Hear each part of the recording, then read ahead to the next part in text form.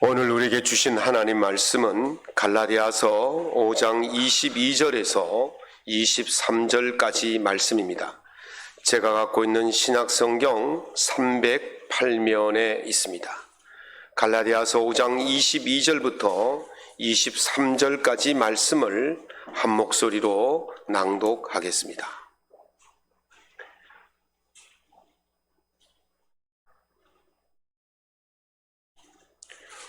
오직 성령의 열매는 사랑과 희락과 화평과 오래 참음과 자비와 양선과 충성과 온유와 절제니 이 같은 것을 금지할 법이 없느니라. 아멘. 오늘 본문의 말씀을 가지고 성령의 열매로 승부하라, 첫 번째 시간의 말씀을 나누고자 합니다. 이스라엘 예루살렘에서 남쪽으로 차로 1시간 정도 내려가면 이 사해의 끝자락이 나옵니다. 그 사해 끝자락에 보면 광야가 있는데 그 광야에 마사다라는 산이 있어요.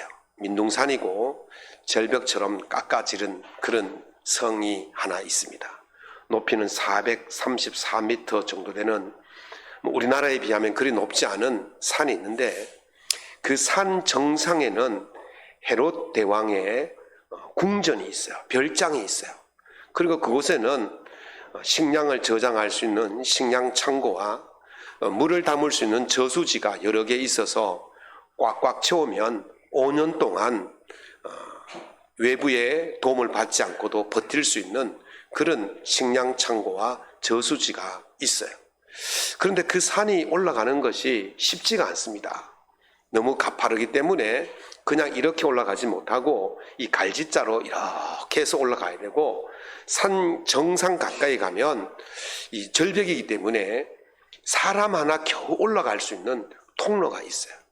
그러니 아무리 많은 적군이 쳐들어와도 그곳을 통과하지 않으면 정상에 올라갈 수가 없으니까 100만 명이 와도 한 사람 올라오는 거나 다름이 없는 거죠. 그래서 그 마사다가 요새이자 천년의 방어를 갖고 있는 그런 아주 멋진 곳입니다. 이곳이 굉장히 유명해요. 저도 이곳에 한번 올라갔는데 걸어서는 못 가고 케이블카를 타고 이렇게 올라간 적이 있습니다. 그것이 왜 그렇게 유명하냐면 그곳에서 마사다라는 마사다 전투가 이루어졌기 때문에 그렇습니다. 예수님 오시기 63년 전에 그 로마군이 폼페이스 장군을 앞세워서 이 로마를 점령을 합니다. 이스라엘을 점령합니다. 그래서 이스라엘이 로마의 식민지가 되었죠. 이제 100년이 지났습니다. AD 67년, 예수님이 오신 후 67년쯤 되었을 때에 이스라엘의 독립을 꿈꾸는 이 독립군들이 있었습니다. 이걸 이제 셀롯 땅이라고 그러는데, 이 셀롯 땅이 반란을 일으켰죠. 아니, 반란이 아니지, 독립 저항을 일으켰죠. 그렇게 해서 이 로마에서 티투스라는 그 장군을 앞세워서 이제 공격을 합니다. 그래서 4년 동안 줄기차게 저항을 했지만 결국 이 로마군에 의해서 이제 점령을 당하게 되어집니다. 패배를 하게 되어지죠. 그때에 예루살렘 성벽을 돌 위에 돌 하나도 남기지 않고 완전히 무너뜨려지게 되어집니다. 그리고 예루살렘 성전도 완전히 파괴되어지죠. 예수님께서 말씀하신 그 말씀이 그대로 이루어진 거예요. 그게 바로 이제 AD 70년에 일어났던 이 성전 파괴 현장이죠. 그래서 이제 돌이 하나도 없어요. 성벽이 하나도 없고 성전은 파괴되었습니다. 제가 그곳에 가보았더니 그 기초석 위에다가 이제 이스라엘이 그 2차 대전이 끝나고 독립하면서 다시 성벽을 쌓은 그 한쪽 성벽을 쌓은 그 흔적이 있더라고요. 그것을 통곡의 벽이다, 그렇게 말합니다. 유대인들이 거기 와가지고 기도하고는 기도문을 써서 이 돌 틈새다 이렇게 끼워넣어요. 그래서 저도 가서 기도하고 쪽지에 써가지고 끼워 놓은 게 아직 있는지 모르겠어요. 그런데 그렇게 했고 그 뒤에 안으로 더 들어가면 예루살렘 성전이 있었던 자리에 지금 예루살렘 성전은 없어지고 그 무슬림의 모스크, 그러니까 이슬람교의 성전인 황금 모스크가 떡하니 자리 잡고 있어서 거기는 함부로 들어갈 수가 없게 되어졌죠.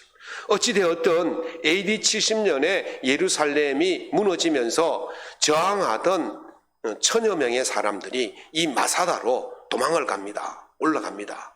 요새에 올라가서 저항을 하죠. 저항하는데 3년 동안 저항합니다. 이 요새가 얼마나 천년의 요새인지 제가 말씀드렸잖아요. 한 사람 겨우 올라올 수 있는 길이니까 3년 동안 버텼는데 이 로마군이 무엇을 했냐면 토담을 쌓았어요. 여기가 마사다 성이라면, 요새라면 이 주변에는 다 낮으니까 올라올 수 없으니까 저 옆에다가 흙을 갖다 부었어요. 3년 동안 흙을 부어서 이 높이만큼 쌓아버린 거예요. 그러니까 이제 로마군이 일로 건너올 수가 있게 되겠죠. 그래서 이제 마지막 날 밤에 969명이 남은 사람들이 우리가 로마인의 칼에 죽는 것보다는 차라리 자결하여서 우리의 결연한 의지를 보여주자. 그렇게 해서 969명이 거기서 다 자결을 했어요. 물론 다 자결한 게 아니고 두 사람을 제비뽑기해서 두 사람이 다른 사람을 다 죽이고 이 두 사람도 서로 칼로 찔러서 서로 죽었던. 왜냐하면 그들이 로마인에게 당했다는 소리를 듣고 싶지 않아서 그렇게 했던 거죠. 그래서 이제 지금 이스라엘 군인들이 신병 교육을 받고 나면 그 마사다 요새에 올라가서 결연한 결의를 다지는 군인들에게 성지가 되어 있었던 것입니다. 그렇게 2000년 동안 이 마사다 요새는 잊혀진 땅이었고 요새였어요. 그래서 이제 1945년 2차 대전이 끝나고 백투더 시온이라 그래서 이제 이스라엘인들, 유대인들이 이 예루살렘으로 돌아오는 운동을 했잖아요. 그래서 그때 돌아오면서 이제 독립을 하고 나서 그들만의 이렇게 나라를 세워갈 때에 이제 이 마사다 요새도 이제 알게 되어진 거예요. 그래서 1960년대에 60년경에 이제 고고학자들이 그 마사다 요새에 올라가서 발굴을 하기 시작했어요. 그랬더니 거기에서 그때 당시에 동전, 화폐들이 나타났고 그때 당시에 씨앗, 곡물들이 발견이 된 거예요. 그래서 요즘처럼 도정한 그런 쌀도 있었겠지만 도정하지 않는 그 껍질이 있는 그런 씨앗들도 발견을 하게 된 겁니다. 그래서 그것을 잘 분리를 해가지고 이제 보존을 했죠. 한 40년이 지난 후에 2000년 돼가지고 그 식물학자인 일레인 솔로이라는 사람이 그 2000년 전의 씨앗을 한번 심어보고 싶어 했어요. 그래서 그 씨앗을 화분에 심었더니 그 사람의 표현에 의하면 이렇습니다. 미친 듯이 흥분할 일이 발견했다 그랬어요. 무슨 일이냐면요. 2000년 된 씨앗에서 싹이 났다는 거예요. 그래가지고 그 씨앗의 이름을 무엇으로 붙였냐면 무두셀라라고 붙였어요. 무두셀라가 누굽니까? 성경에서 가장 오래 산 사람 이름이 무두셀라잖아요. 몇 년을 살았어요? 969년을 살은 거예요. 그래서 그 무두셀라 이름을 붙여가지고 씨앗이 자랐는데요. 이것이 키가 3m까지 자라고 꽃이 피었다는 거예요. 그런데 이 대추야자 나무에는요, 암나무가 있고 쑥나무가 있다 그래요. 근데 이 나무는 쑥나무였는 것 같아요. 꽃은 피었지만 열매를 맺지 못해요. 그런데 이제 고고학자들이 그 사해 옆에 가면 쿰난 동굴이라는 곳이 있거든요.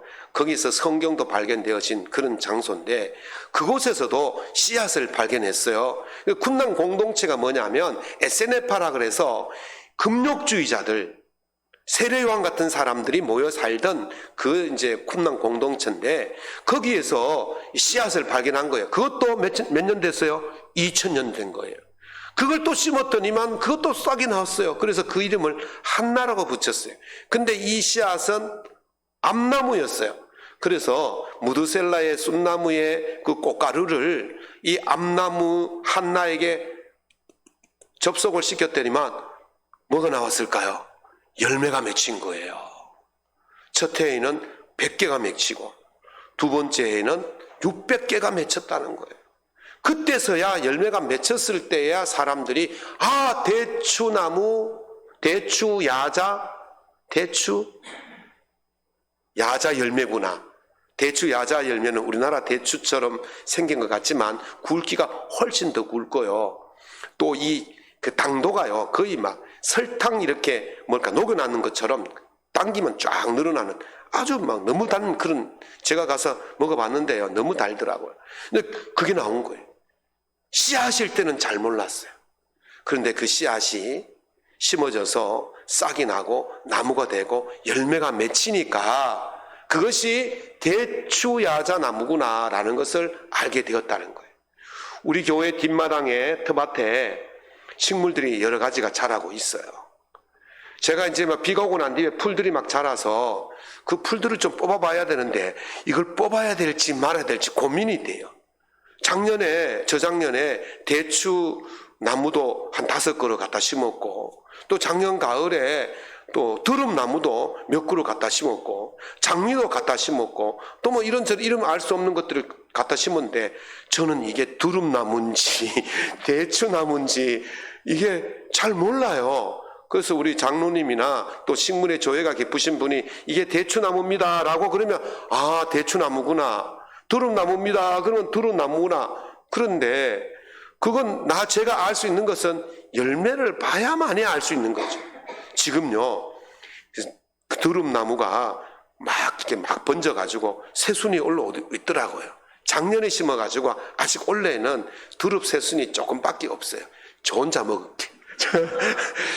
내년쯤 되면 많이 올라올 것 같아요. 우리 장로님께서 올 가을에 막 더 심겠다고 그러시는데, 어쨌든 많이 나오면 우리 그 반찬 해 먹읍시다. 또 대추나무를 보니까요, 원래 꽃이 피었더라고요. 올 가을쯤 되면 대추나무에 열매가 열리겠죠. 대추가 열려서. 그런데 저게 대추나무는 한 3년이 지나야만이 열매가 제대로 맺힌다 그래요. 이제 한 2년 됐나요? 그러니까 한 3년쯤 지나면 우리 또 대추잔치 한번 또 합시다. 어쨌든 열매가 나야만이 그 열매가 무엇인지를 알 수가 있는 것입니다. 열매로는요, 그냥 봐서는 또 잘 알 수가 없어요. 이 열매가 좋은 열매인지 나쁜 열매인지를 잘 구별을 해야 되는 것입니다. 이 열매가 있을 때에 그 나무의 정체를 알 수가 있는 거예요. 좋은 나무인지 나쁜 나무인지를 알 수 있고, 그래서 이 열매가 좋은 열매인지 나쁜 열매인지를 알려면요, 무엇을 알아야 되냐면 그 소속이 어디인지를 알아야 되는 거예요. 열매로 그 소속을 알 수가 있는 거죠. 좋은 열매를 맺히면 그 나무는 좋은 소속에 속한 것이고, 나쁜 열매를 맺히면 그 나무는 나쁜 소속에 속한 것이죠. 제가 했잖아요, 일본 도쿄에 가가지고 일본 임금이 살고 있는, 왕이 살고 있는 그 왕궁을 견학을 갔습니다. 그게 아무나 들어갈 수가 없고, 우리 청와대는 지금 가잖아요. 안내 없이 들어가지만 거기는 그 일본 왕이 직접 살고 있는 곳이기 때문에 그 접수를 받아서 이렇게 안내자를 따라서만 다닐 수가 있었어요. 하루에 한 2타임을 하는데 오전 타임 300명, 오후 타임 300명 이렇게 이제 안내를 받을 수가 있어서 제가 아침 일찍 가가지고 줄을 섰더니만 좀 일찍 들어갈 수가 있었어요. 갔더니만 이 안내소에 한 300명의 사람이 있었는데, 일본인 한 50명, 중국인 한 50명, 그리고 유럽인 한 200명 가까이 됩니다. 한국인 딱 2명. 저와 제 아내밖에 없어요. 그런데 이제 이 사람들이, 일본 사람들이 와가지고 안내를 하는데, 일본말 능통하게 하는 사람 가이드, 중국말 능통하게 하는 가이드, 영어 능통하게 하는 가이드, 그 다음에 스페인어 능통하게 하는 가이드, 이렇게 4사람이 와서 번갈아 가면서 안내를 하는 거예요. 그리고 이제 안내서 나와서 이렇게 순례를 하는데 그룹으로 나누겠죠. 중국인 한 그룹, 일본인 한 그룹, 그리고 영어에 능통하고 스페인 능통한 한 그룹, 이렇게 나누고, 그 다음에 한국인 가이드는 없더라고요. 둘밖에 없다고. 그 우리 어디 붙어야 되잖아요. 스페인에 붙든지 영어에 붙든지 중국어에 붙든지 일본어에 붙든지 붙어야 되는데 생긴 게 일본이나 중국이나 한국이나 비슷하니까 처음에는 중국 뒤에 섰어요. 그런데 아이고 얼마나 시끄럽던지. 그래가지고 조금 있다가 그 단독 행동을 절대로 못하게 하거든요. 그 왕이 살고 있기 때문에. 그래가지고 뒤로 슬쩍 물러났다가 뒤에 일본인들이 따라오기에 그 일본인 뒤에 가서 붙었어요. 그리고 또 비슷하니까 모르잖아요. 일본 사람인지 중국 사람인지 한국 사람인지. 한마디도 안 했어요. 한마디도 못 알아들었어요. 뭐 일본말로 하니까 못 알아듣죠. 그럼 말을 안 하니까 그 사람이 우리가 누군지를 몰라요. 정체를 몰라요. 일본 사람인지 한국 사람인지 정체를 모르더라고요. 혹시 물었으면 돌통이 났을 건데 묻지 않았기 때문에 정체가 안 들키고 그렇게 갔던 거죠. 말하지 않고 행동하지 않으면 그 정체를 몰라요. 열매를 봐야만이 그 정체를 아는 거죠. 예수님께서 그들의 열매로 그들을 알지니 가시나무에서 포도나무를 엉겅기에서 무화과 열매를 맺을 수가 없다. 그렇게 말씀하셨습니다. 그 열매를 보면 그 나무를 알 수가 있다는 거예요. 그 자기가 속한 곳에서 열매를 맺는 겁니다. 포도나무는 열매는 포도에서 열리고 무화과 열매는 무화과는 무화과 나무에서 열리고 가시 열매는 가시에서 열리고 엉겅기 열매는 엉겅기에서 열리는 거예요. 그 열매를 통해서 그들을 알 수가 있는 거예요. 영적으로 본다면 사람은 두 가지 영역에 각각 속해 있습니다. 첫 번째는 육체의 영역이겠죠. 두 번째는 성령의 영역이겠죠. 이 두 영역은요 함께 할 수가 없습니다. 이 두 영역은요 늘 부딪힐 수밖에 없어요. 그래서 바울 사도가 갈라디아서 5장 17절에서 육체의 소욕은 성령을 거스리고 성령은 육체를 거스린다 그랬어요. 그러니까 둘은 함께 할 수가 없어요. 바울이 뭐랬어요? 오라 나는 공고한 사람이다. 내 안에 두 법이 있어 항상 싸운다. 성령의 법과 육체의 법이 싸운다. 왜 싸우겠어요? 서로 주인이 되려고 싸우는 거예요. 그래서 이기는 쪽으로 가는 거예요. 이기는 쪽으로. 이 두 영역에서 싸울 수밖에 없는 것이고, 그래서 육체의 소욕이 강하면 육체의 열매를 맺게 되어지고 성령의 소욕이 강하면 성령의 열매를 맺게 되는 것입니다. 그래서 예수님께서 이와 같이 나무마다 열매를 맺고 못된 나무가 좋은 열매를 맺을 수 없고 좋은 나무가 나쁜 열매를 맺을 수 없다. 이러므로 그들의 열매로 그들을 알리라. 그렇게 말씀하셨어요. 열매를 보면 알 수가 있다는 것입니다. 그러면 어떤 열매를 보면 이 사람이 육체에 속한 사람인지 성령에 속한 사람인지를 알 수 있느냐 하는 것이죠. 그럼 먼저 육체에 속한 사람들이 맺는 열매가 뭐냐? 그것이 바로 갈라디아서 5장 19절 21절에 나오는 말씀입니다. 육체의 일은 분명하니 곧 음행과 더러운 것과 호색과 우상 숭배와 주술과 원수 맺는 것과 분쟁과 시기와 분냄과 당짓는 것과 분열함과 이단과 투기와 술 취함과 방탕함과 또한 그와 같은 것들이라 그랬어요. 제가 쭉 헤아려 보니까요, 세어 보니까 15개가 있더라고요. 또 근데 그 뒤에 뭐라 했습니다. 또 그와 같은 것들이라 그랬어요. 그러니까 육체의 열매를 맺는 것들이 이 15가지 이외에도 그와 비슷한 그런 종류의 나쁜 것들이 많이 있다는 거예요. 그런데 이 육체의 열매는요, 이게 육체의 열매인지 아닌지 구분이 안 가는 게 아니에요. 보면 알아요. 분명합니다. 애매한 게 아니에요. 분명하게 드러나게 되어 있습니다. 독일은요, 마틴 루터가 종교 개혁하고 난 이후에 그 로만 가톨릭보다는 이 개신교가 거의 대세를 이루고 있어요. 또 특별히 루터교가 대세를 이루고 있죠. 그런데 1932년인가 33년에 독일의 히틀러가 정권을 잡으면서 이 사람이 가장 악한 짓을 두 가지를 했지 않습니까? 하나는 세계 제2차 대전을 일으킨 것이고 하나는 유대인 600만 명을 비롯해서 폴란드의 집시라든지 방랑자라든지 유랑자라든지 장애인이라든지 이런 사람들을 무수하게 살해한 것이 바로 히틀러가 한 짓이죠. 그래서 이게 이제 인종차별을 하면서 할 때에 이 교회가 무엇을 했느냐 하는 거예요. 교회가 어떻게 했느냐면 그 루트 비히 밀러라는 목사를 앞세워 가지고 제국교회라는 연맹을 만들었습니다. 그리고는 이 제국교회가 우리는 히틀러의 하는 일을 절대적으로 지지한다, 그렇게 하거나 묵인하거나 방관하거나 협조를 해버렸다는 거예요. 교회예요, 목사예요, 성도예요. 그런데 그들이 맺은 열매가 무엇입니까? 맺을 수 없는 열매, 맺어서는 안 되는 그 열매를 맺은 거예요. 사람을 죽이고 전쟁을 일으키고 인종을 차별하고 학살하는 그 열매를 맺은 거예요. 그냥 교회였고 그냥 목사였고 그냥 성도였는데 그냥은 몰라요. 그런데 그 열매를 맺은 것을 보니까 분명하게 알 수가 있게 되었다는 것입니다. 누가 보아도 육체에 속한 자의 열매는 분명합니다. 애매하지 않습니다. 분명하게 나타나 있습니다. 그렇다면 성령에 속한 자의 열매는 어떤 것이냐? 오늘 여러분들이 본문 말씀을 읽은 바로 갈라디아서 5장 22절 23절의 말씀입니다. 오직 성령의 열매는 사랑과 희락과 화평과 인내와 자비와 양선과 충성과 온유와 절제니라. 이 9가지의 열매를 맺는다고 말씀하죠.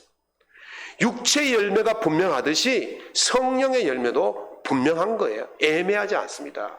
그 열매를 보면, 그 행동을 보면, 그 말투를 보면 이 사람이 성령의 사람인지를 분명히 알 수가 있다 그래요. 제가 지난번에 한번 말씀을 드린 것 같아요. 여행을 가다가 어느 식당에 들어갔는데 종업원이 주문을 받기에 제가 감사합니다 그랬어요. 물을 갖다 주기에 감사합니다 그랬어요. 음식을 갖다 주기에 감사합니다 그랬어요. 반찬을 더 갖다 주기에 또 감사합니다 그래요. 그랬더니 그 종업원이 저보고 목사님이시죠? 그러는 거예요. 어떻게 알아요? 안 돼요. 목사인지 아닌지가 보인다는 거예요. 그 행동과 말투에서 그것이 나타난다는 것이죠. 성도의 삶이 바로 그런 것이 아니겠습니까? 성도의 정체가 무엇인지 열매로 알 수가 있어요. 아무리 우리가 성도가 아닌 것을 숨기려고 해도, 아무리 우리가 육체의 사람이 아닌 것을 숨기려 해도 그 말과 행동, 그것에서 열매가 있게 되어지고 그 열매를 보면 이 사람이 육체의 사람인지 이 사람이 성령의 사람인지를 우리가 분명히 알 수가 있게 되는 것입니다. 엉겅기가 아무리 치장을 해도 거기에는 엉겅기밖에 나오지 않는 거예요. 가시나무가 아무리 치장을 해도 거기는 가시나무밖에 나오지 않는 거예요. 포도나무가 시들시들해도 거기에 맺히는 것은 포도 열매예요. 무화과나무가 시들시들해도 거기서 맺히는 것은 무화과 열매인 거예요. 열매로 그 나무가 좋은 나무인지 아닌지를 아는 것처럼 우리 삶에 맺는 그 열매, 그것으로 우리가 성령의 사람인지 성령의 사람이 아닌 육체의 사람인지를 알 수가 있다는 것입니다. 그래서 오늘 우리가 맺어야 할 열매는 바로 이 성령의 열매예요. 우리 같이 해볼까요? 오직 성령의 열매는 사랑과 희락과 화평과 오래 참음과 자비와 양선과 충성과 온유와 절제니라. 이 같은 법을 금할 법이 없다 그랬어요. 이 같은 것을 금지할 법이 없다 그랬어요. 금지할 법이 없다는 말은 무슨 말이냐면요, 우리가 세상에서요 나쁜 짓을 하면요, 육체의 소욕을 맺는 그런 일을 하면 금지하잖아요. 법으로 금지를 합니다. 하지 마세요. 그런데 이 성령의 일을 하는 사람들에게는 금지하지 않는다는 거예요. 더 권장한다는 거예요. 그러니까 우리가 금지하는 것을 하는 사람이 아니라 권장하는 것을 하는 사람이 되어서 아름다운 열매, 풍성한 열매, 은혜의 열매를 많이 맺을 수 있기를 예수님 이름으로 축원합니다. 이렇게 자신의 정체가 드러나면 어떤 결과가 있을까요? 육체의 소욕의 열매를 맺는 사람의 정체와 성령의 열매를 맺는 사람의 정체가 나타나면 어떤 일이 있느냐 하면요, 요한복음 15장 2절에 보면 열매를 맺지 아니하는 가지는 아버지께서 그것을 제거해 버리시고 그랬어요. 여기서 열매를 맺지 않는다는 말은 저는 두 가지로 생각하는데, 첫 번째는 말 그대로 열매가 없는 거예요. 두 번째는 그 나무에서 맺어야 할 열매가 아닌 엉뚱한 열매를 맺었다. 그러니까 열매가 없는 거다. 그렇게 생각해요. 그러면 어떻게 합니까? 하나님께서 제거해서 땔감으로 쓰신다는 거예요. 그런데 맺어야 할 열매, 그 열매를 맺으면 어떻게 하시겠다? 하나님께서 깨끗이 한다 그랬어요. 그 말이 뭐냐면 잘 관리하고 보존하고 하신다는 거예요. 우리가 맺지 말할 열매를 맺거나 우리가 열매를 맺지 못하면 땔감처럼 취급당하지만 우리가 성령의 열매를 맺으면 하나님께서 우리를 더 아름답게 더 풍성하게 가꾸시고 보호하실 줄로 믿습니다. 그러므로 우리가 어찌하든지 성령의 열매를 맺도록 힘써야 됩니다. 그렇게 해야만이 우리가 주님의 은혜 속에 살 수가 있게 되는 것입니다. 성령의 열매를 맺을 수 있기를 간절히 축원합니다. 말씀을 맺겠습니다. 예수님께서 제자들에게 성령을 기다리라 그렇게 말씀하시고 오직 성령이 너희에게 임하시면 너희가 권능을 받고 예루살렘과 유다와 사마리아와 땅끝까지 이르러 내 증인이 되리라 그렇게 말씀하셨어요. 여기서 성령의 첫 번째 능력이 나타나는데 그 능력이 뭐냐? 확장성의 능력이에요. 커지는 능력이에요. 높이 자라고 멀리 퍼지고 그런 확장성의 능력이 나타나는 것입니다. 예수님께서 작은 겨자씨가 심겨져서 자라면 큰 나무가 되고 새들이 와서 깃들여진다 그렇게 이야기할 정도로 큰 나무가 되는 것처럼 보이지 않는 것이지만 그 작은 씨앗이 심겨졌을 때에 큰 나무가 되고 확장하는 것처럼 성령께서 오늘 우리 속에 심겨지면 우리 삶이 확장되어지고 우리 삶이 풍요로워지고 우리 삶이 더 은혜로워질 줄로 믿습니다. 성령의 씨앗이 우리 속에 심겨질 때에 그런 놀라운 일이 일어나는 거예요. 성령은 보이지 않지만 성령은 우리 눈에 보이지 않지만 그것이 심겨졌을 때 이런 놀라운 은혜가 나타나는 거예요. 프랑스의 작가 장지오노가 1953년에 출간한 나무를 심은 사람이라는 작은 책이 있어요.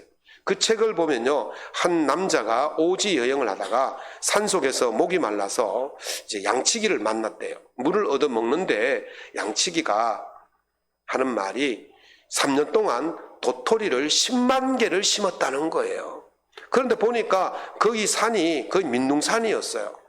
3만 개가 아닌 10만 개를 심고 지금 도토리가 나기를 기다리고 있다는 거예요. 그래서 물을 한 잔 얻어먹고 이제 5년 뒤에 가봤더니만 제법 숲이 되어진 거예요. 또 겨울물도 조금 생긴 거예요. 그 5년 전에는요 숲도 없고 물도 없었던데 5년 뒤에 가니까 이 도토리가 자라서 뭐가 됐습니까? 참나무가 된 거예요. 도토리 나무는 참나무예요. 그래가지고 숲을 이루고 그 다음에 5년 뒤에 가니까 더 많은 빽빽한 숲을 이루고 그 다음에 5년 뒤에 가니까 이제 사람들이 몰려들어서 살고 있더라는 거예요. 아름다운 숲이 된 거예요. 아름다운 사람들의 공간이 된 거예요. 아주 작은 도토리지만 그것이 심겨지니까 그렇게 숲을 이루고 사람이 살 수 있고 아름다운 곳이 되어졌다는 것입니다. 사랑하는 성도 여러분, 우리가 성령을 심으면 성령의 열매로 아름답고 풍성한 열매로 거듭나게 될 줄로 믿습니다. 그래서 영국의 극작가 버나드 쇼는 쇼의 눈으로 본 채식주의자라는 책에서 이렇게 말을 했어요. 하나의 도토리 안에 집약되어 있는 강렬한 에너지를 생각해보라. 도토리를 심으면 엄청나게 팽창하여 거대한 참나무로 자란다 그랬어요. 여러분, 성령이 심겨지면 엄청난 폭발력을 일으켜서 누구도 감당할 수 없는 권능과 역사가 나타날 줄로 믿습니다. 그래서 성령이 우리 속에 내주하시기를, 성령이 언제나 우리에게 충만하시기를 위해서 기도해야 됩니다. 성령 없이 우리의 힘으로 우리의 능력으로 무엇인가를 하려면 세상에서 번번이 질 수밖에 없어요. 실패할 수밖에 없어요. 그러나 성령이 함께 하시는 그 능력으로 행하면 우리는 날마다 승리하게 될 줄로 믿습니다. 예수님께서 내가 세상을 이겨노라 하셨지 않습니까? 그러니까 주의 성령이 우리 속에 들어오면 이미 이겨놓으신 그 세상을 우리 또한 승리할 수 있게 될 줄로 믿습니다. 그러므로 무엇보다도 우리 힘이 아닌 성령으로 승부하셔서 날마다 승리하는 삶을 살아갈 수 있기를 예수님 이름으로 축원합니다.